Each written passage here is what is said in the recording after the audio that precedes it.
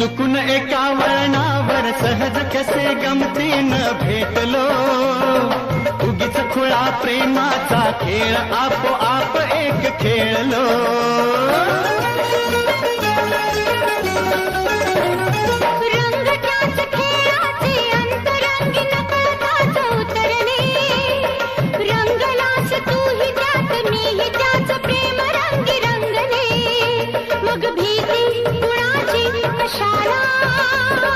भीती कुणाची कशाला, भीती कुणाची कशाला, अगं भीती कुणाची कशाला.